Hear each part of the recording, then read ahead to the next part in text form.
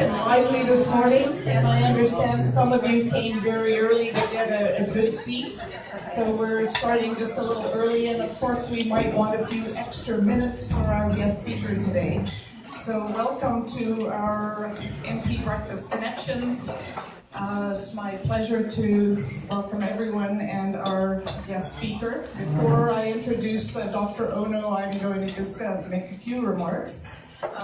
One is to acknowledge some of the elected officials here today, and so I want to recognize Catherine Evans, who is a Park Board Commissioner and nominated for City Council for the upcoming elections. So if there are any other nominees for these for our municipal elections in the room, just let me know, and I'm happy to recognize you.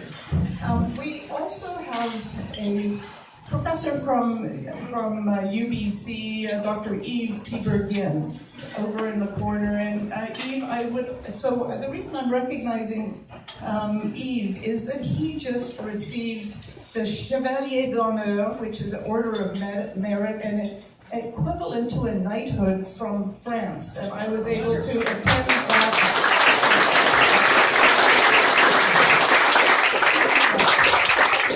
It's a huge honor, and I was able to be part of some of the proceedings at the French Embassy in Ottawa not very long ago, and so I wanted to also congratulate Dr. Ono on the quality of the people in your team.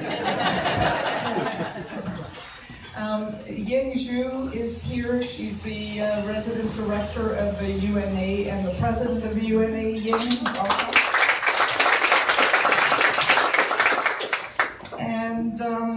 And so we have friends on Facebook Live today, so welcome to our event as well. And if anybody here uses WeChat as a social media platform and would like to connect with us, because we're now active on WeChat, please see Jonathan. Jonathan, put up your hand. So see him afterwards, and we'll make sure that you get connected.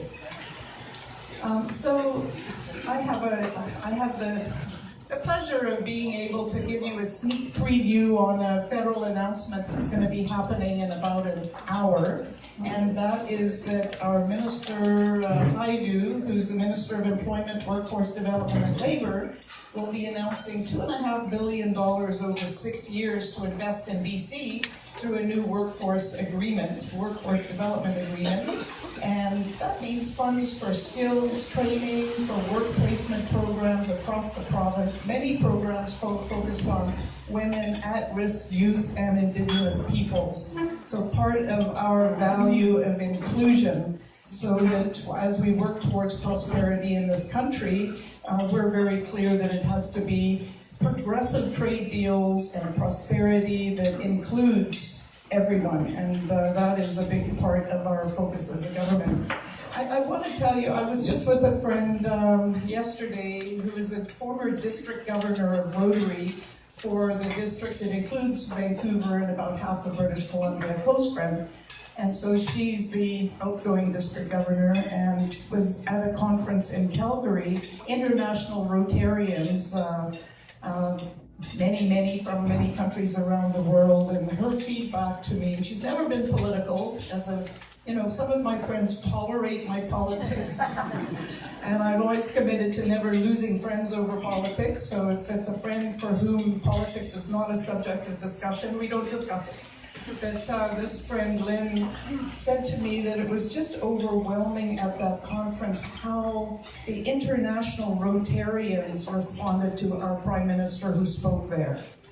And just the sense of hope they expressed to her to see that there is a country whose leadership and whose citizens are so committed to values like environmental protection, inclusion, and prosperity that is important, but in prosperity that's shared. And so it was just a big eye-opener for my friend Lynn, and for me it's part of what makes me feel so honored and grateful for your support over the years as your member of parliament. So we have a country that really is a beacon in the world right now. when there's so much disruptive change going on, disruption on the environmental level, on economic level, political, social, and Canada is determined to be that place of stability. And how we get stability is by being prosperous, but including everyone. And so you see that in program after program. So that's a bit of my thinking around what's going on in Ottawa. And just one more thing that I can't resist mentioning. I know it's not everybody's favorite program, but we are legalizing cannabis. And the key reason we're legalizing it is because already youth have more access to cannabis in Canada than virtually anywhere in the world. So they're using the cannabis, but it is controlled and regulated by the criminal underworld. And so that means the profits go to the gangs fight over the profits and the power, and they are the ones that are distributing it to young people as well as adults. So if they're distributing it, it's not safe. And it also motivates the sellers to distribute other things that are far more harmful. So that was my thinking about it, that we need to reduce the access, do education like we do with alcohol and tobacco, to make it safer because they are using it anyway. So that's the key, the other foundational theory. And so my question is, who was here at my breakfast in early 2012 when I had a professor, Rob Gordon, who's the head of criminology out at SFU, talking about our justice changes under the previous government. And when he was asked about marijuana legalization, it became a bit of a conversation in our breakfast, and that's where I first publicly said, I've been working on this in Ottawa with the Liberal caucus, because I think it's the right thing to do to stop the violence, reduce gang power, and actually protect our kids. So I'm just curious if anybody was here at that, okay, at the Mitch, you were, yeah. So it is something that I felt is the right public policy for all of us, and I hope that you'll find out more from Bill Blair's, who's the former police chief of Toronto. Everybody okay back there? So it's been a very intense month leading up to the House rising, with a lot of legislation being put forward and debated, including restoring the Fisheries Act protections for fish and fish habitat. So it's been an interesting and satisfying period. And now we're here, and I want to welcome anybody for whom this is your first breakfast. So can I have a sense of a show of hands for, okay, so welcome. Thank you for coming. And I want to apologize. We actually had to, for the first time ever, had to call people who had registered and say, I'm sorry, we're at capacity. Our hosts here saw the numbers of who had registered.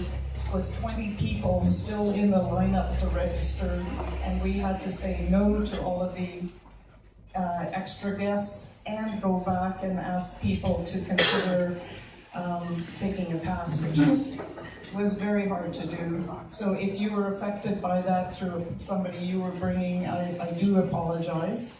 And but I'm not so surprised. So we get now to who our eminent guest is, and I've had the pleasure of hearing Dr. Ono speak, but also to see him in the community, the UBC community, the UBC farm community, and other events. And Dr. Ono really is a very unique and special president for UBC.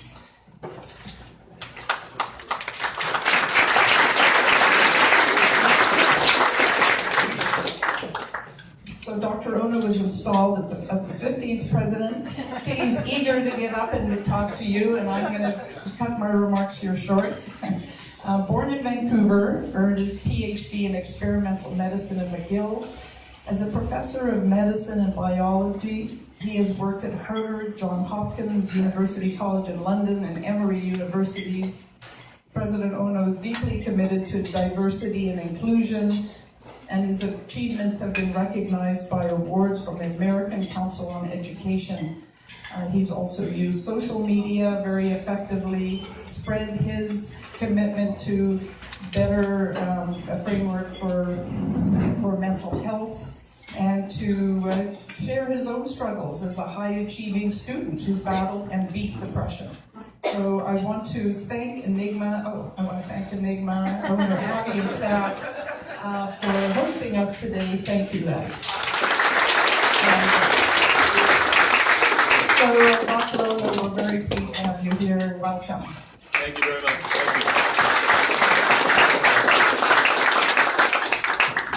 I think this is working. Can you all hear me? Well, good morning, everyone. It's really wonderful to see you here at Enigma Restaurant. Thank you, Joyce, for the kind invitation. I've been looking forward to having this dialogue with you. I don't want this to be a monologue. I've asked to talk for about 10 minutes and then answer any questions that you might have. I just also wanted to give a shout out to Abby Wei, the owner of this restaurant. I've had a chance to eat here on a number of occasions. Please come back. They serve a great other meals other than breakfast as well. So let's hear it for Abby.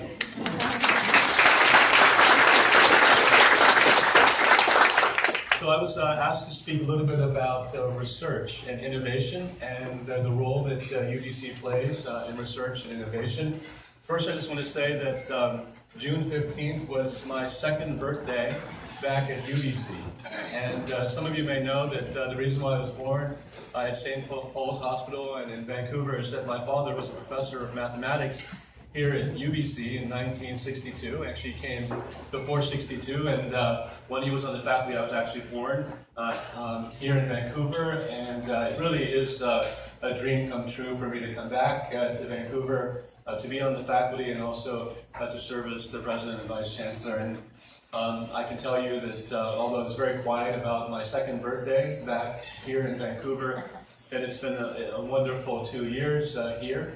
And I'm really, really grateful for all the strengths of the institution, the brilliance of the faculty and students, and the engagement of the alumni of this university.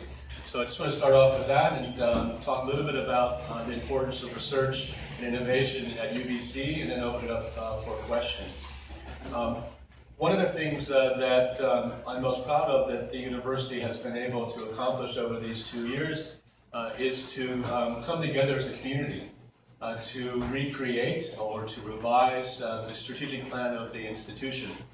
As you know, we celebrated our 100th birthday as a university just a couple of years ago. This mic seems to be going on and off, so I don't know if I should keep this one or whether I should move to the handheld up.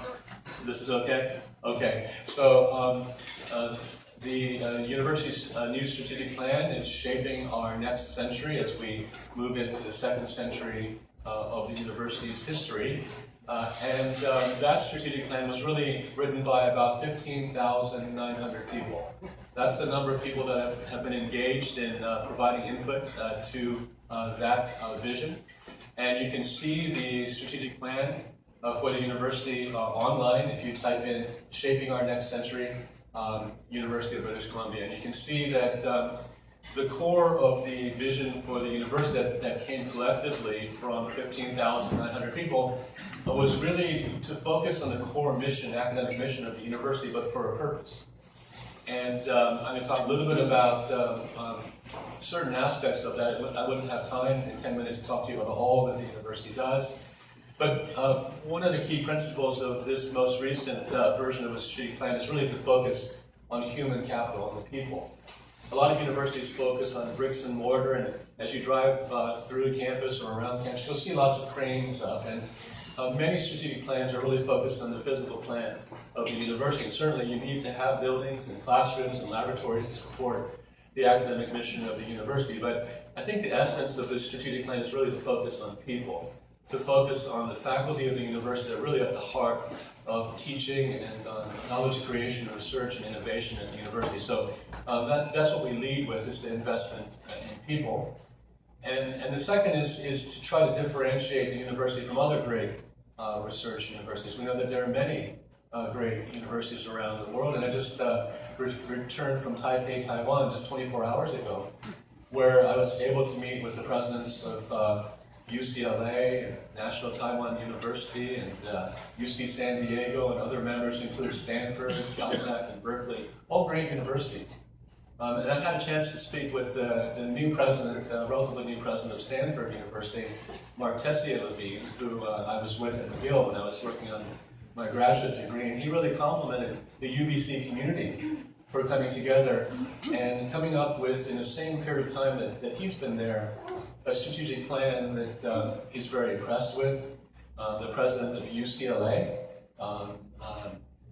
also talked about the strategic plan and the fact that he wants to use it as sort of a model for UCLA's strategic plan, which is really focused on grand challenges.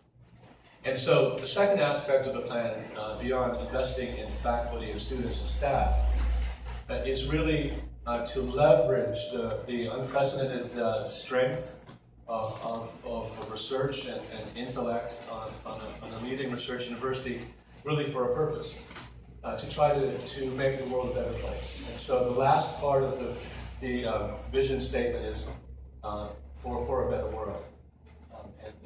And so the plan really focuses on retaining and attracting the best and brightest faculty, staff, and students that we can, but to intentionally, in addition to building disciplinary strength, to use those strengths to try to address world problems such as the opioid crisis, such as sustainability and climate change, other real pressing issues that really affect the longevity of this planet, and how we leave this planet to our children and our grandchildren. It really is a critical time.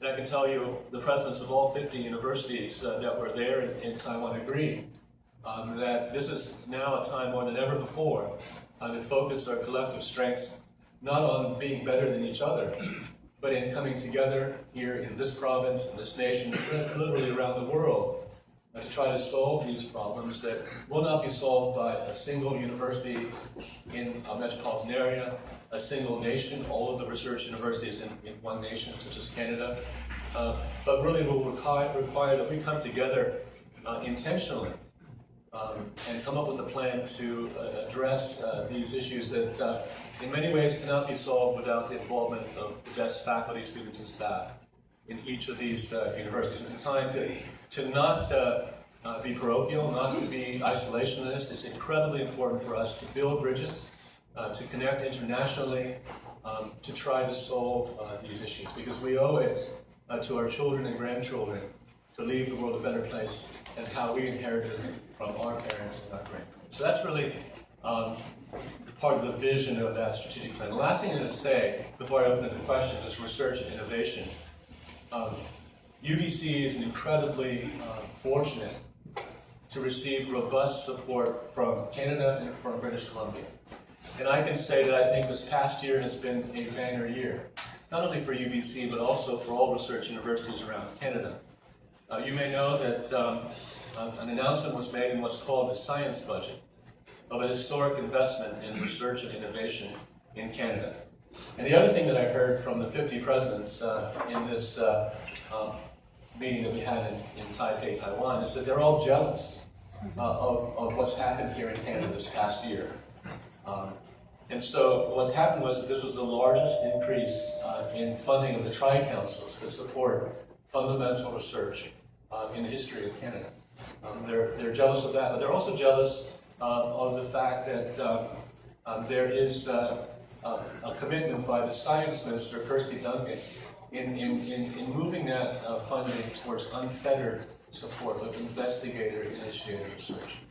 The recognition that it shouldn't be university presidents or it shouldn't be government that decides what is the best quality research. It really should be up to the faculty members themselves. They are the experts.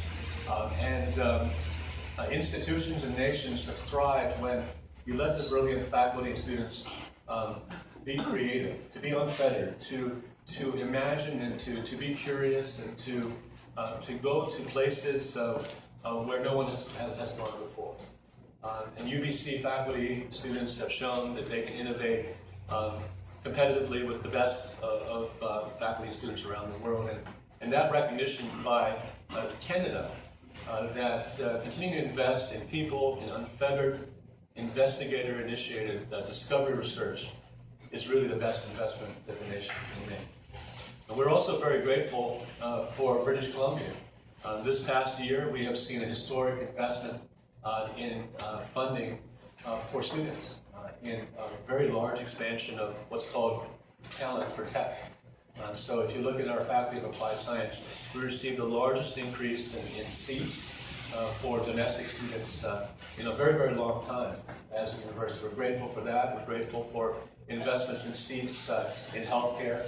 There have been a series of announcements about investments from British Columbia investing in the next generation, in the students of the university. We're very, very grateful for that. And I can tell you that leaders around the world are jealous of that there has been an investment in universities. If you look at the percentage of funding that we receive, it's around 28% that we receive from the provincial government of our teaching mission.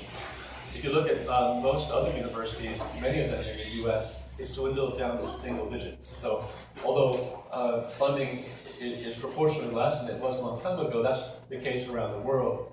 And it's a fact that support for higher education, the post-secondary sector here, is much more robust than most major American universities. And it's for that reason that tuition here is significantly less than in most American public universities. If you look at how much it costs to go to UCLA or to go to Michigan or Illinois, you'll see that it's really quite a bargain to attend university in a Canadian university.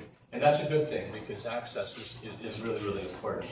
I know the mic is going on and off, and I don't know if you want me to change to the handheld because it's about to die. It seems like that. People are saying I can't hear you, so can I switch to the... This microphone is very loud. So I said I was going to talk very much. We're grateful for that investment in seats for our domestic students. There was a very exciting, there were two very exciting federal programs that rolled out this past year, and UBC was tremendously successful, and I just want to mention that. And I'm going to mention very briefly what we're doing in terms of our innovation strategy, and then I'm going to stop talking and answer any questions. This was a banner year. You know, many institutions across Canada have recognized how well UBC faculty performed this year.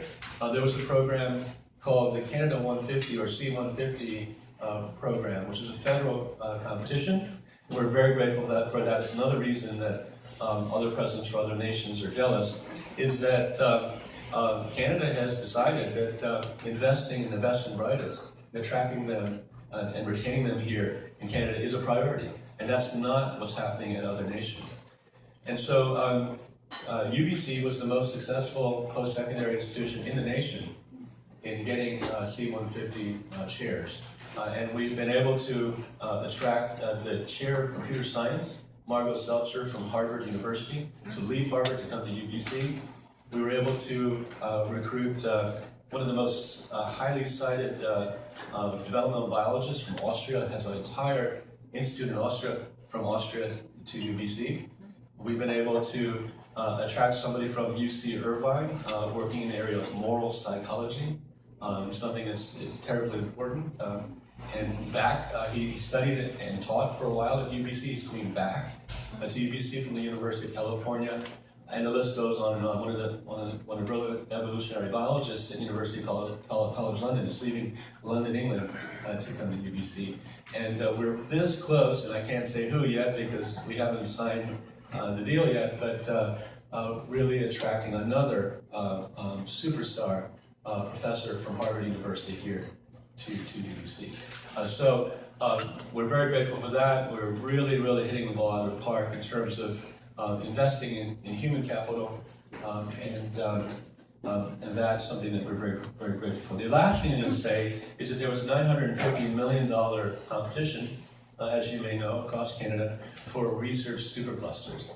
And you may have heard that UBC played an important role and is the only institution, post-secondary institution, that has a board seat on the successful competition for digital technology supercluster here, which is really a consortium of several hundred large and small companies, both in Canada, in the province, and around the world.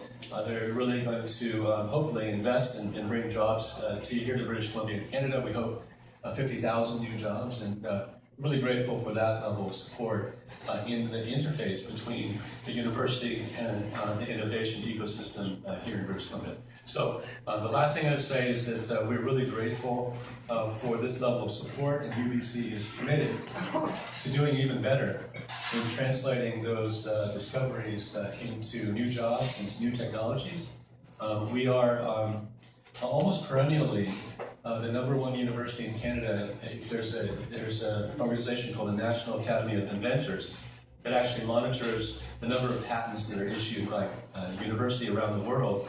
It also looks at licensing income, and we're almost perennially the #1 university in Canada in terms of the numbers of patents that are issued. We have the total estimated sales of products that come from intellectual property at UBC around 11.5 billion. Our whole economic impact is now about 13.5 billion. This year, in that list, we're the only Canadian university in the top 100 in the world. So your investment in us is paying off. It's going to hopefully attract more jobs for British Columbians, and we really want to leverage all that to really live up to our responsibility for this province and for Canada. So I'm going to stop there. And the last thing I'd say is, I forgot to mention that we have a strategy in terms of developing spaces. We think spaces are incredibly important for innovation. And the kinds of spaces that we're creating multiple collision spaces and hubs where faculty, entrepreneurial faculty, students and staff and venture capitalists can actually collide with each other and brainstorm and hopefully come up with new ideas, new ways to leverage that intellectual property for creating startups and for licensing. So that's part of the innovation strategy. We just launched a renovated hub at Roxton Square. We're looking at a second site downtown. I can't announce it yet. We're going to have one, a larger presence than Hatch here in Point Grey, and we've launched one in Kelowna. So that's part of the innovation strategy. I'm going to stop there. I'm happy to answer any questions about research and innovation or any other questions you might have about UBC. Thank you so much for being with us this morning.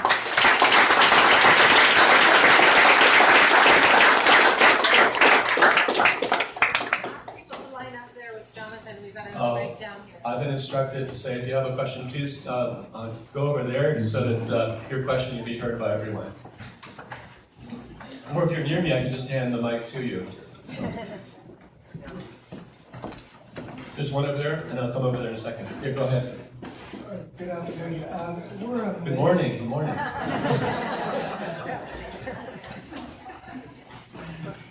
May I continue? Yes, please. Yeah. We're a Meditech startup using biophysics tools for dementia prevention.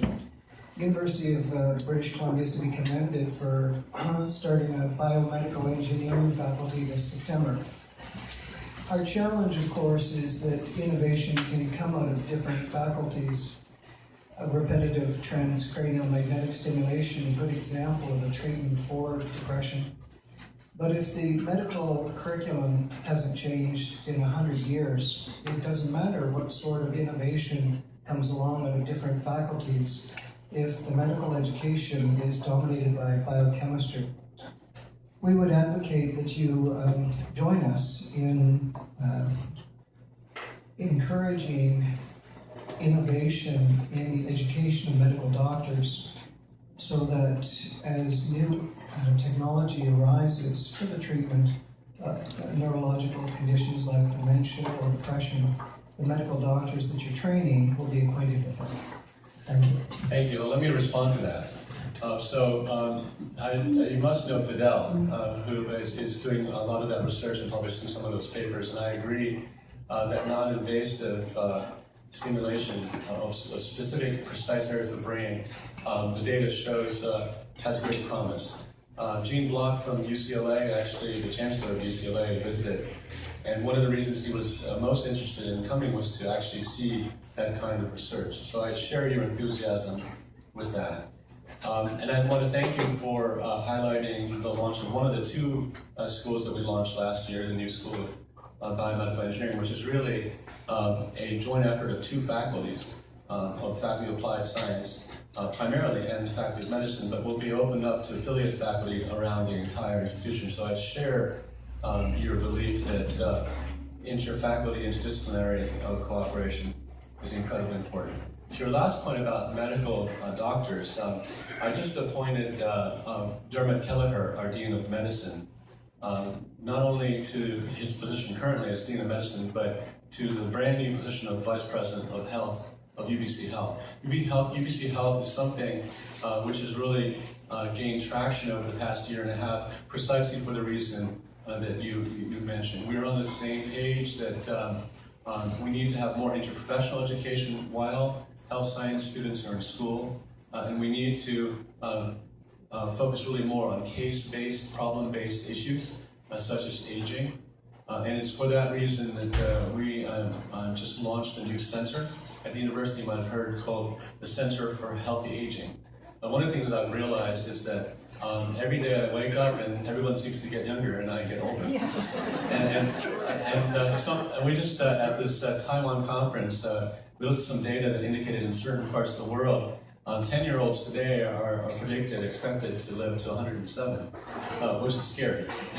But really, actually, it underlines your comment that we really need to rethink how we educate the healthcare practitioner, and we're going to start doing that through UBC Health, and Dermot really is the lead person, and that's why he was appointed to that role. Those are kinds of issues that we want to address, is that lifespan is definitely going to get much longer. You can already see it happening. We want to make sure that as people age, and as their lifespans get longer, that they thrive and enjoy their life as long as possible. So we agree, and I'd love to meet with you. Thank you.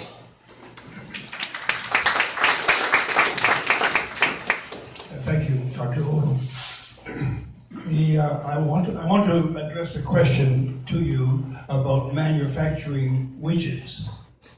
At the moment, we have mastered the technique of manufacturing a widget by means of 3D printing, where layers of material are laid down. That's in place. And throughout the world, led by or spearheaded by Eric Drexler in Oxford, there's a search for the holy grail of manufacturing, which is to join atoms to form molecules. Those molecules are joined to form the widgets. And about 3 years ago, I think, UBC hired a person and installed a facility at UBC to do research in what is now called atomically precise manufacturing. Could you tell us the status of that research, please?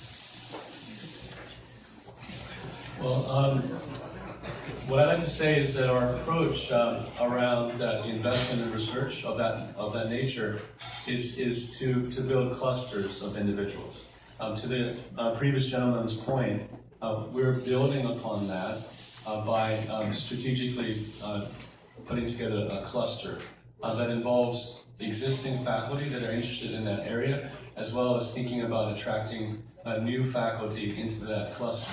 And so it cuts across disciplines, but really focuses on building unprecedented strength in that area. So there have been investments in infrastructure, in instrumentation. There have been investments in bringing people together to talk about how to build upon that initial investment. There's a strategy on a yearly basis to bring in what we call President's Excellence Chairs. And so we're now thinking about how we might strategically invest in these finite number of clusters, research clusters within the university to really build disciplinary strength in that area. So that's sort of an update. So the investments in infrastructure, instrumentation, and there will be continued investments into the future. Our strategy is not to hire one-off in an ad hoc basis, but to try to build upon previous year's investments and to really build strength, hopefully unprecedented strength in specific areas. Thanks for the question. Other questions? Dr. Ono, with the current emphasis on technology, what do you see as the role of the arts in curricula toward making a better world? So let me first say that the only reason I'm talking only about research and innovation is that's what I was instructed to do. I still want to know. I can answer that, but I could come back and talk to you for 2 more breakfasts about the arts. And I think you're going to be very happy that in that meeting in Taiwan of 50 university presidents, of which 11 are in the top 30 in the world, including UBC, in almost all cases, those universities are either shrinking their faculty of the arts, or in some cases in Japan, thinking of closing the liberal arts. The University of Colorado at Denver is thinking of just going through the Senate, removing the word liberal from liberal arts because there's something bad about the word liberal. And so I'll tell you that the difference is that those of you who are from UBC know that the situation at UBC is diametrically opposed. We're one of the very few universities, research universities in the world that's growing the faculty of arts. It's probably financially the healthiest faculty in the university at this time. And so while other universities are closing or shrinking or not hiring tenured faculty, we're growing our faculty. And so you will see, I think, that UBC's traditional strength in humanities and social sciences will grow. And as long as I'm president of UBC, that will continue. I am a graduate of the University of Chicago. I am a liberal arts graduate, and I think that education has been foundational to who I am and to my worldview. And I think that a lot of people talk about the former president of Georgia Tech talks about it wasn't STEM, it's STEAM. You have to put the A for arts in STEM. I believe that wholeheartedly, and I believe in breadth of knowledge courses for STEM students. I think it's incredibly important for them. I think it's going to be even more important as we think about artificial intelligence and machine learning. There was an active conversation at that international meeting about the importance of ethics. You may know that Google AI relatively recently issued a set of ethical principles by which they think that you should evaluate new technologies or the application of AI. It's very, very important. We've been there before. If you follow what DARPA has done, there was a time when there were drones being used that could actually autonomously deliver weapons to areas during combat. Those sorts of things are very much part of our future. And I think, to answer your question, as we invest in technology and artificial intelligence, which is going to do some remarkable things for the world, we need to invest in philosophers and psychologists and social scientists and classicists that look into the classical works of the past, because there are lessons that are in those texts. We don't need to repeat the mistakes that we've made as human beings. We can learn from what exists in the university. The university is a repository of human experience. And if we lose that, then I shudder to think what kind of civilization we will become.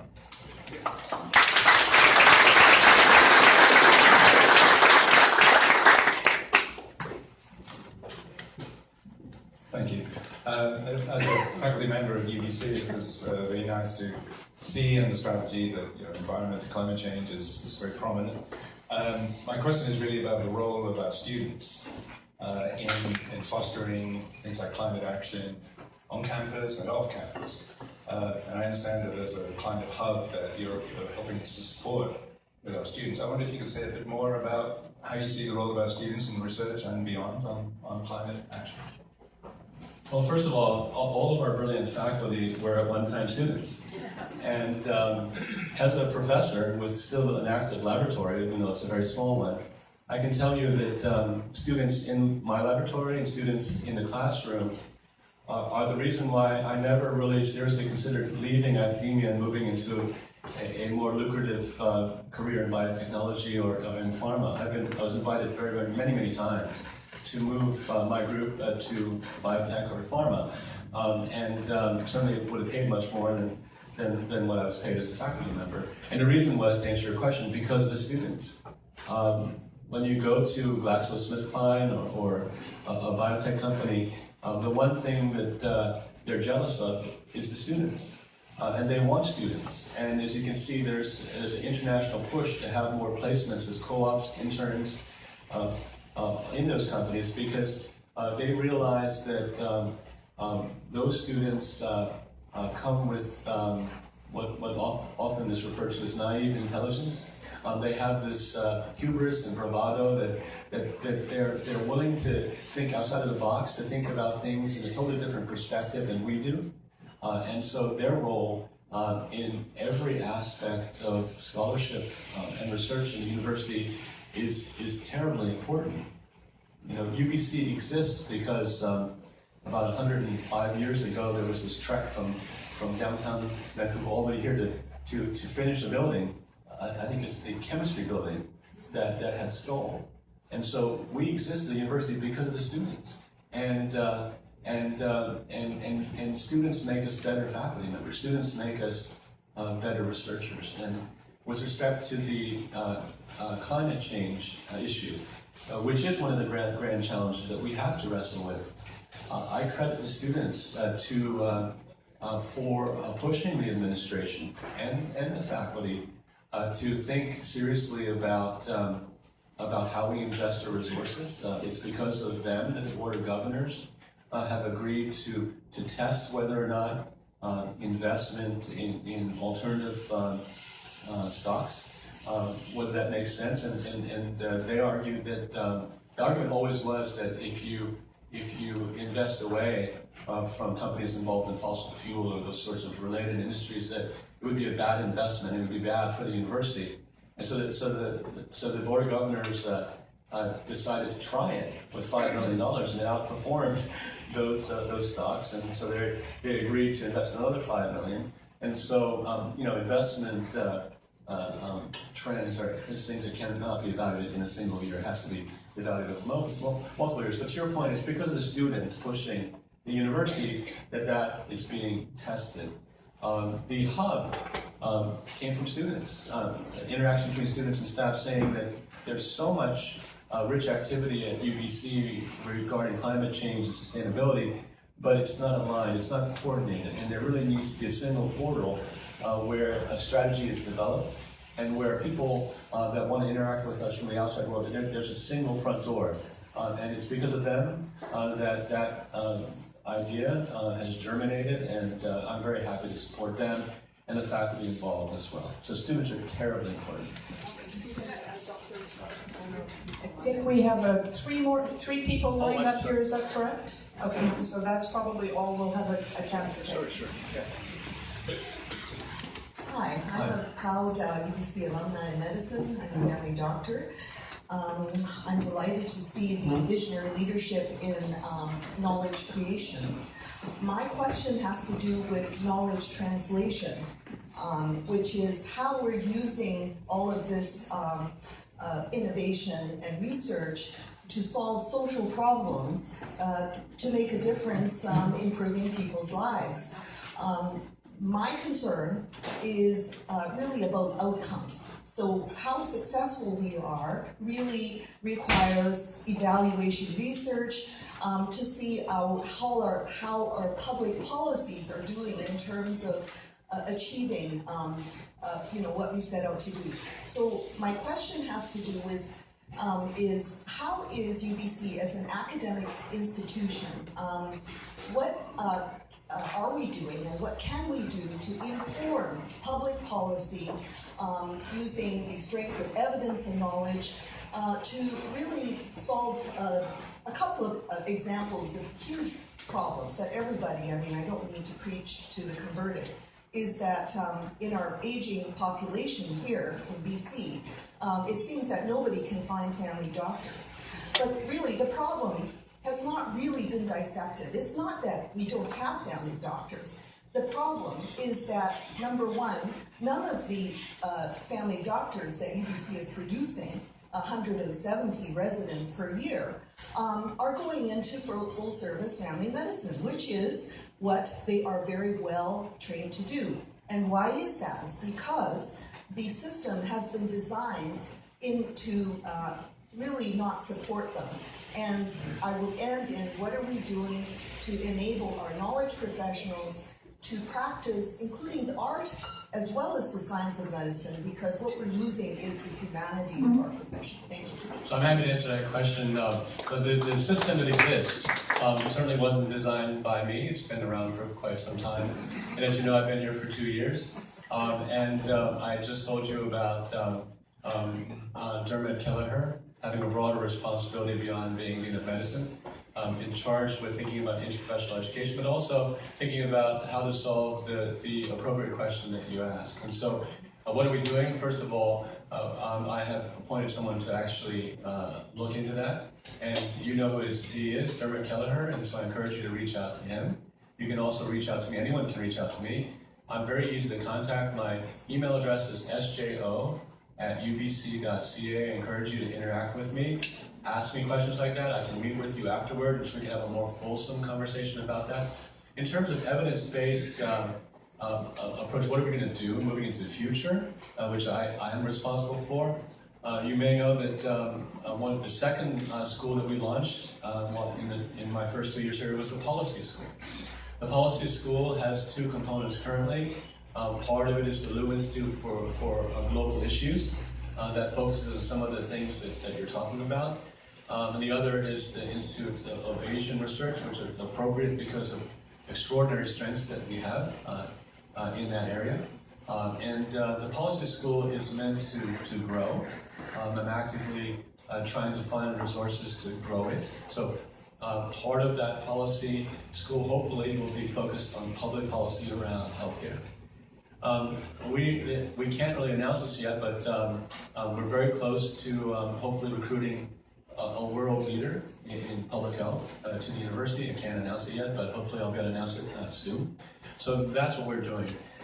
For us to really solve these issues using a data-driven approach, we need to grow in those areas. We need to attract and fill certain skill sets that we don't quite yet have. And so that's one part of the strategy. The second part of the strategy in terms of how we leverage those 170 new physicians is really a matter that you and I and Dermot can really talk about, and as well as others within the system. So we do recognize that's an issue.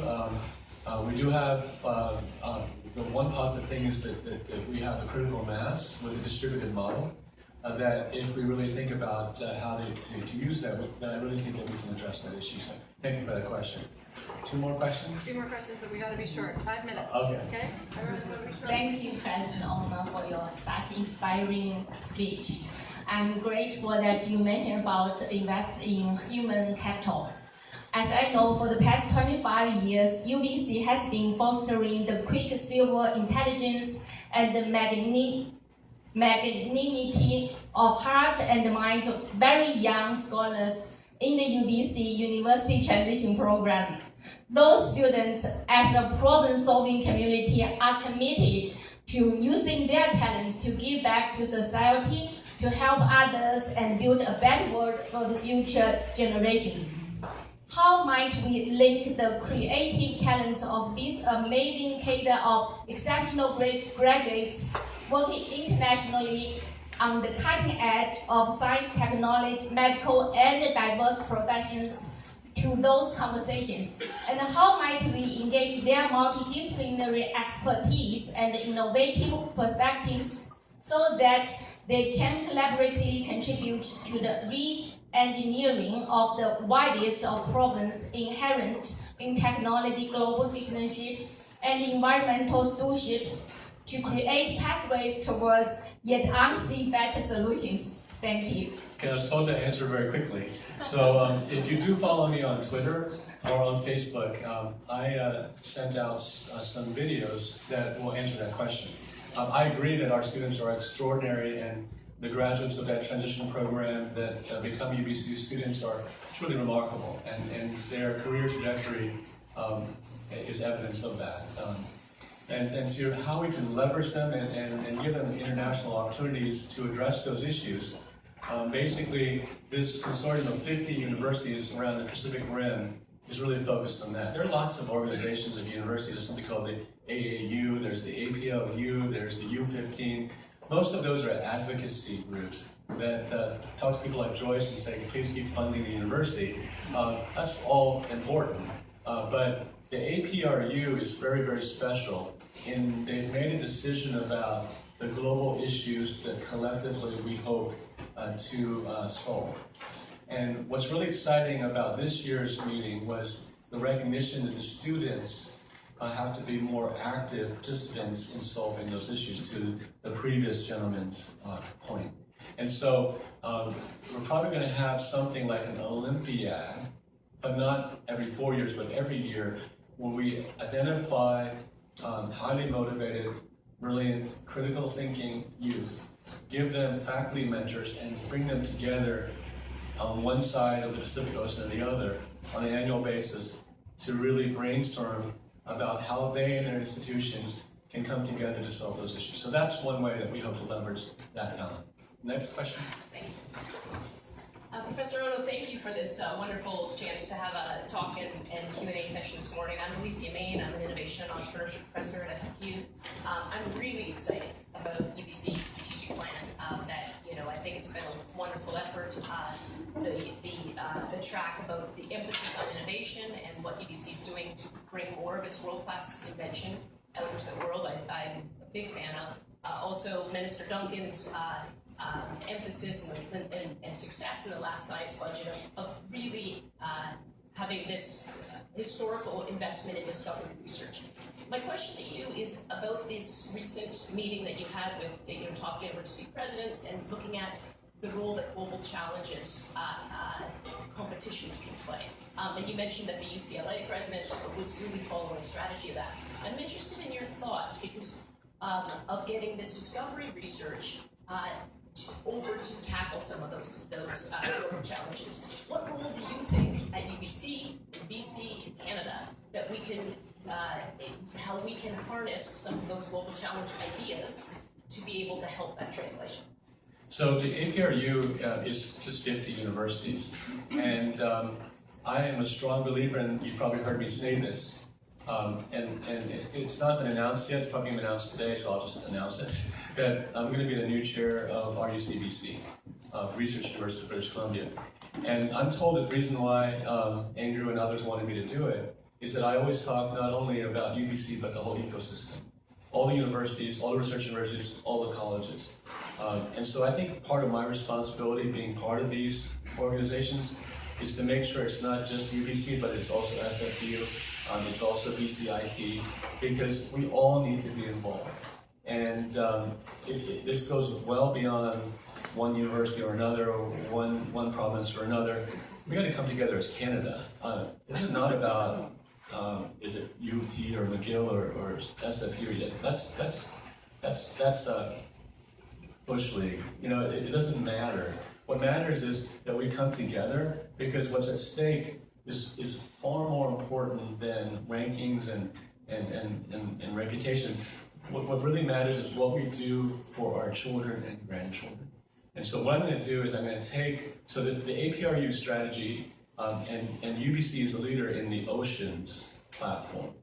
We have something the size of Texas and plastic floating around in the ocean, and we got to solve that. It's just going to get worse. So what I'm going to do is to take those platforms and those ideas and come and try to involve and integrate the entire sector, post-secondary sector in British Columbia into those efforts.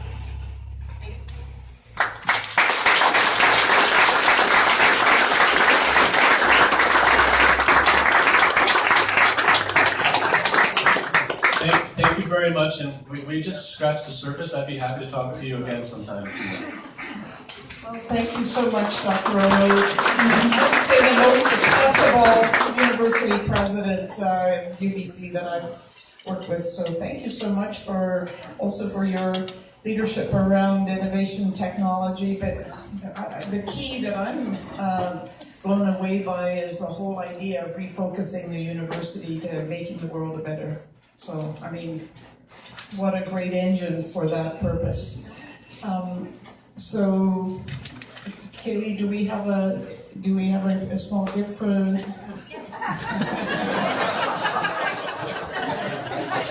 was just basking in the conversation there. So, a small gift from British Columbia. I'm sure that there's high tech in there somewhere, but there's no high tech in the enjoying it. So enjoy it. Thank you. Thanks, everybody.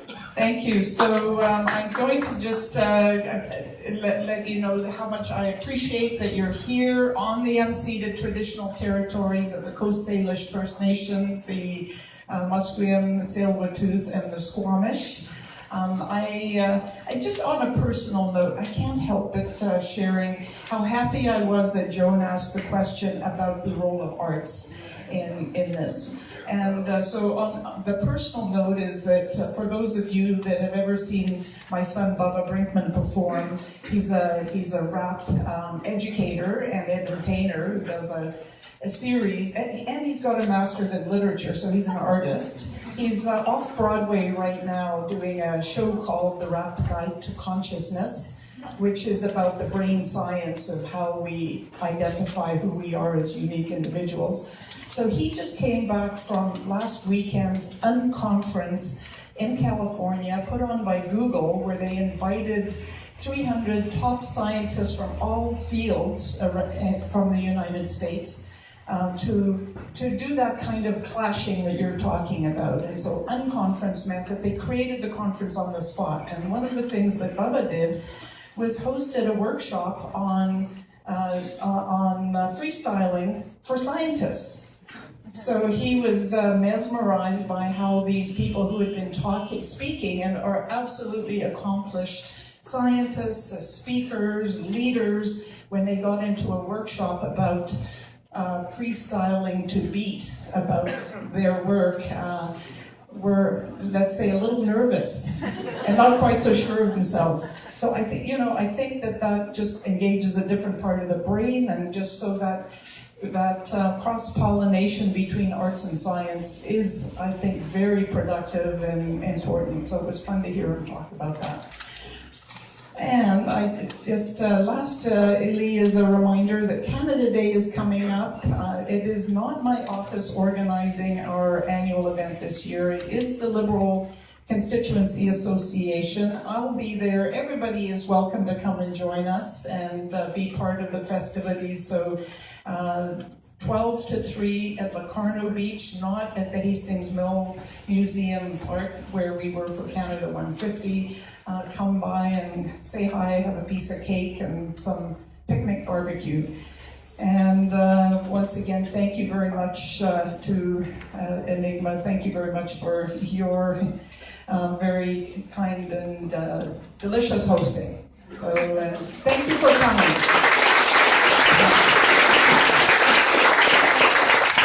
It's the audience that makes this work, and I just always appreciate you take the time, and enjoy your Friday.